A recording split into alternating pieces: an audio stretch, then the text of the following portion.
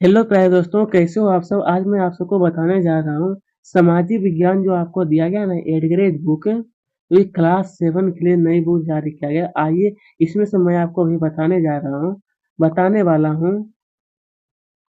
1 minute रुकिएगा। देखिए यहाँ पर जो दोस्तों आप सब देख रहे हैं, यहाँ पर सभी अध्यायों का नाम दिया गया है, जिसमें से मैं अभी आपको बताने वाला हूँ अध्याय नंबर 7, जिसका नाम यहाँ पर क्या है कि क्षेत्रीय संस्कृतियों का निर्माण। तो आइए मेरे साथ बने रहिएगा। और इसके पहले मैं संपूर्ण हल बता चुका हूँ 1 से लेकर के 6 तक, और ये 7वां अध्याय है। तो दोस्तों ये जो आप सब देख रहे हैं वो आपके लिए एक स्पेशल पीडीएफ बनाएगा। मैं पीडीएफ के द्वारा सभी प्रश्नों का उत्तर बताने वाला हूँ, ठीक है? तो चलिए शुरू करते हैं। बिल्कुल नई बुक है, आपको घबराने की आवश्यकता नहीं है। तो चलिए सबसे पहले क्या है कि राजपूत शूरवीरों की कहानियों, काव्यों एवं एवं गीतों को गाया जाता था। दोस्तों यहाँ पर आप सब ऑप्शन में देखिए क्या है, अनंत वर्मन, अनंग भीम तृतीय भूतिय, या फिर चारण भाटो, या फिर गोपी चंद्र। तो ऑप्शन नंबर सी जो आप देखें चारण भाटो, यह बिल्कुल सही है, इसी में टिक लगाएगा। तो आइए आइए इसी तरह से यहाँ देखिए प्रश्न क्रमांक 2, क्या निम्नलिखित में से कौन सा समूह असमान है? यहाँ पर कुछ समूह दिया है, लेकिन आपको बताना कि कौन सा समूह जो कि असमान है। कथाकिल जो कि केरल में, ओडिशा ओडिसी ओडिशा में, कुचिपुड़ी मणिपुर, भरतनाट्यम या तमिलनाडु। तो ये जो देख रहे हैं वो कुचिपुड़ी मणिपुर, ये बिल्कुल गलत है, मतलब असमान हो जाएगा, यह गलत है। बाकी ये सभी सही है कि काठी कथा कथाकली जो वो हमारा केरल में है, तमिलनाडु में ये है। तो सीन में बिल्कुल गलत हो जाएगा, इसी में टिक जाना। आइए क्या है, मनी प्रॉब्लम का शाब्दिक अर्थ सोना और चांदी, हीरा और मूंग, हीरा और पन्ना, मूंग और पन्ना। तो भूंगा हीरा और मूंगा जो आप देख रहे हैं, ये बिल्कुल सही, इसका अर्थ यही होता है, मनी प्रॉब्लम। अब यहाँ पे राजपूत शासक पृथ्वीराज ने किस प्रकार के शूरवीरों को अपने हृदय में संजोए रखा, अपने हृदय में? तो यहाँ देखिए 4 ऑप्शन दिया गया है आपकी बुक में। इसी तरह से दोस्तों ऑप्शन भी दिया गया है कि बहादुरी के से लड़कर मृत्यु का वर्ण करने वाले, पीठ दिखाने वाले, सत्ता पर अधिकार जमाने वाले, या फिर देश से विद्रोह करने वाले। तो ऑप्शन नंबर ए जो आप देख रहे हैं, बहादुरी से लड़कर मृत्यु का वर्ण करने वाले को हम लोग कहते हैं, ठीक है? तो आइए इसका ए नंबर बिल्कुल सही, नीचे भी उत्तर बताया गया है, आप देख सकते हैं। चलिए अब क्या है कि रसन रस मंजरी रचना किनकी है? तो वाजिद अली शाह, कबीर, या फिर भानुदत्त, या फिर चैतन्य देव का। तो ये वजह दोस्तों भानुदत्त का ये क्या है, रचना है, किसकी? तो भानुदत्त की। अब यहाँ पे देखिए क्या है, रिक्त स्थान को भरना है। यहाँ पे क्या है कि आंध्र प्रदेश का शास्त्रीय नृत्य, यहाँ पर क्या बना, कुचिपुड़ी। क्या बना है दोस्तों यहाँ पर? कुचिपुड़ी भर लेना है। अभी के मुगलों और उनके उनकी अभिजातों के शासन काल में कथक नृत्य, यहाँ पर क्या होना, आपको राज दरबार में प्रस्तुत किया जाता था। कब? तो ये राज दरबार में प्रस्तुत किया जाता था। इसी तरह से यहाँ जो हम लोग देखते थे, यहाँ पर क्या है कि दोस्तों यहाँ पर क्या, जल रंगों से कपड़े या कागज पर चित्र, प्राचीनतम चित्रों को क्या कहते हैं, लघु चित्र कहते हैं। क्या कहते हैं, क्या दोस्तों हम लोग, इसे हम लोग कहते हैं लघु चित्र कहते हैं। तो आइए आइए आगे देखते हैं। यहाँ क्या है कि जंगलों को साफ करके स्थानांतरीय खेती करने वाले लोग क्या कहलाते हैं, वनवासी थे। क्या थे दोस्तों, वनवासी। अब है रास रास लीला में लोक नृत्य के साथ यहाँ पर भला को कथक कथाकार के मूल हाव भाव भी जुड़े होते हैं। यहाँ पर भला को कथक कथाकार, ठीक है? तो आइए ये भी हमारा कंप्लीट हो गया। अब देखते हैं हम लोग प्रश्न क्रमांक 7। ये हमारा सब्जेक्टिव क्वेश्चन हो गया। इसके पहले 6 तक क्या था, ऑब्जेक्टिव क्वेश्चन। अब ये सब्जेक्टिव क्या है, प्रस्तुत तालपत्र पांडुलिपि का चित्र किस राज से लिया गया है? इसमें किन देवी देवताओं की मूर्ति को प्रदर्शित किया गया है? तो आइए इसके बारे में आप सबको लिखना है कि प्रस्तुत तालपत्र पांडुलिपि का चित्र उड़ीसा राज्य से लिया गया है। इसमें इसमें बाल भक्त, सुभद्रा और जगन्नाथ देवी देवता की मूर्ति को प्रदर्शित किया है। प्रदर्शित का मतलब है दोस्तों दिखाया गया है। आइए इसी तरह का महोदयपुरम का चेर राज कहाँ स्थित है? आखिरकार दोस्तों यह कहाँ स्थित है तथा इसकी स्थापना किस शताब्दी में की गई थी? कौन सी शताब्दी थी जो कि स्थापना किया गया था? तो लिखना है कि महोदयपुरम का चेर राज प्रायद्वीपीय के दक्षिण पश्चिमी भाग में जो आज के केरल राज्य का एक हिस्सा है 9वीं शताब्दी में स्थापित किया गया था। कब दोस्तों? तो ये जो था हमारे दोस्तों वो 9वीं शताब्दी में स्थापित किया गया था।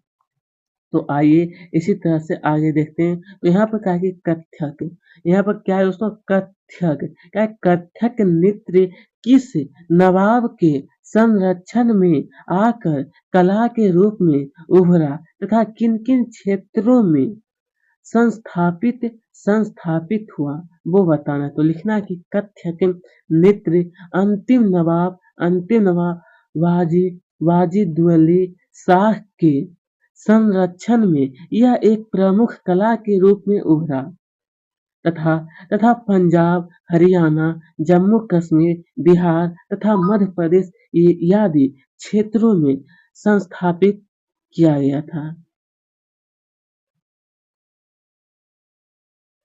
ठीक है, संस्थापित किया है। तो वही इसका उत्तर हो जाए दोस्तों। आपको अच्छी तरह से नोट करिए। तो चलिए अब आगे की ओर देखते हैं। यहाँ पर जब हम लोग देखते हैं तो यहाँ पर क्या पूछा गया है, जरा ध्यान से लिखा है कि क्षेत्रीय संस्कृति से क्या आशय, मतलब ये क्षेत्रीय संस्कृति जो है, क्षेत्रीय संस्कृति आखिरकार इसका अर्थ ही क्या होता है? इसका अर्थ तो आइए इसके बारे में लिखना है कि भिन्न भिन्न क्षेत्रों के विभाजक सीमाओं के बनने में समय की भूमिका रही है, जिन्हें हम आज आज क्षेत्रीय संस्कृतियों समझते हैं। वह वह समय के साथ साथ बदलती है। ये क्षेत्रीय संस्कृतियां जटिल प्रक्रिया से विकसित हुई है। फिर आगे प्यारे दोस्तों आपको लिखना है कि इस प्रक्रिया के तहत स्थानीय स्थानीय परंपराओं और उपमहाद्वीप के अन्य भागों के विचारों के आदान प्रदान ने एक दूसरे को संपन्न बनाया है। एक दूसरे को क्या बनाया दोस्तों? तो संपन्न बनाया है। तो आइए इसका उत्तर ही आपको अच्छी तरह से दोस्तों नोट करिएगा। तो प्यारे दोस्तों अब हम लोग देखते हैं प्रश्न क्रमांक 11। तो 11 में क्या है जरा आपको ध्यान से देखना है। तो यहाँ पर पूछा गया है कि मुगल बादशाह की कुशल चित्रकार किस प्रकार के चित्रों को चित्रित करते थे? ये जो मुगल बादशाह के कुशल चित्रकार जो थे दोस्तों आखिर वह किस प्रकार के चित्रों को चित्रित करते थे? तो लिखिएगा कि मुगल बादशाह अकबर, ये जो अकबर जो थे दोस्तों अकबर, जहांगीर और शाहजहां ने अत्यंत कुशल चित्रकारों को संरक्षण प्रदान किया था, जो प्राथमिक प्राथमिक रूप से इतिहास और काव्यों की पांडुलिपियां चित्रित करते हैं। किसकी? तो काव्यों की पांडुलिपियां चित्रित करते थे। तो आइए प्यारे उसके आगे इतना लिख लीजिएगा। ये 3 लाइन यहाँ पर बताया गया है। 3 लाइन लिखने के बाद फिर आपको नीचे लिखिएगा थोड़ा सा और। ये पांडुलिपियां आम तौर पर चटक रंगों से चित्रित की जाती थी। किस रंग से दोस्तों? तो कहा चटक रंगों से चित्रित की जाती थी। आइए दोस्तों इसी तरह से अब आगे देखते हैं।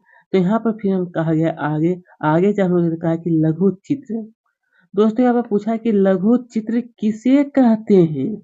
इनकी विशेषता लिखिए।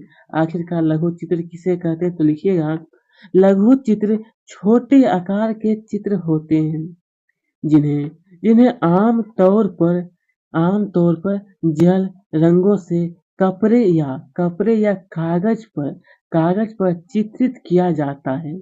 प्राचीनतम लघु चित्र ताल पत्रों अथवा लकड़ी की तख्तियों पर चित्रित चित्रित किए गए थे। तो वही इसका उत्तर हो जाएगा, आपको अच्छी तरह से नोट करना है। तो आइए प्यारे दोस्तों, अब हम लोग देखते हैं क्या है नाथ। यहाँ पर क्या है, जरा ध्यान से क्या है, में नाथ साहित्य में किसे शामिल किया गया है? आखिरकार किसे?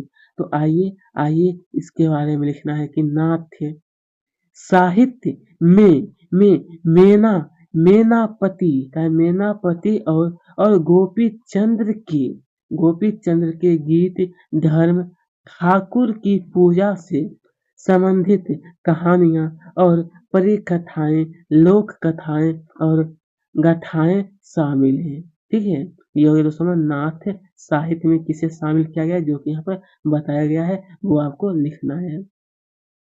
तो दोस्तों आइए इसी तरह से यहाँ पर पूछा गया फिर आगे क्या है, एक मिनट रुकिएगा।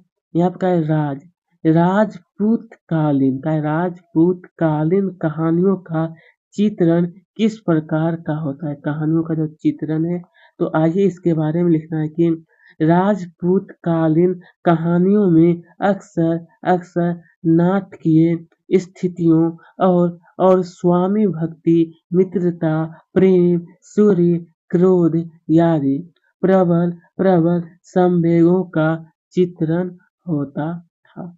ठीक है, ये हो गया दोस्तों कहानियों का किसका चित्रण प्रकार का होता था, तो इसके बारे में ये वाला आपको लिखना है। स्वामी भक्ति, मित्रता, प्रेम, सूर्य, क्रोध आदि प्रबल संवेगों का चित्रण होता था। इसी तरह आगे देखिए, तो यहाँ पर क्या है, बंगाल।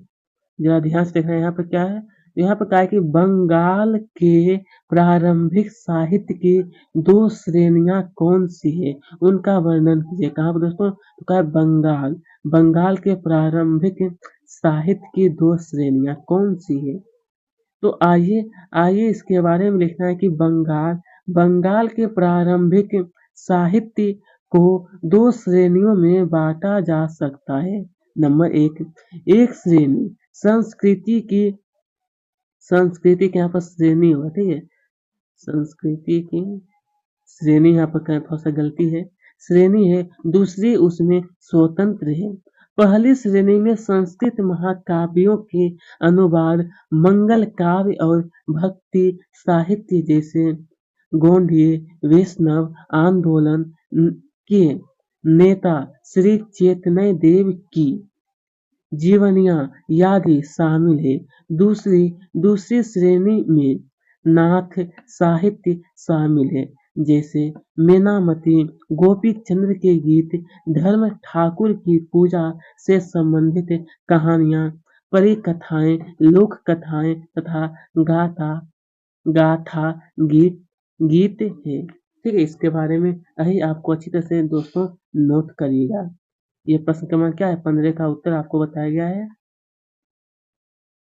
तो चलिए दोस्तों अब आगे देखते हैं। आगे यहाँ पर क्या है, कहा है कि 15वीं सदी, ये 15वीं सदी जो था दोस्तों, 15वीं सदी के बाद बंगाल में निर्मित मंदिरों की विशेषता लिखिए।